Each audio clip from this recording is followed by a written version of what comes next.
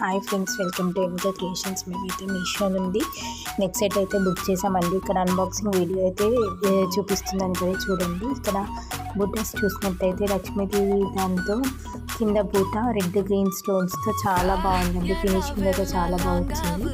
అసలు నేను ఎక్స్పెక్ట్ చేయలేదండి అవుట్పుట్ ఇంత బాగుంటుందని. మ్యాట్ ఫినిషింగ్ లాగా వచ్చిందండి ఇది.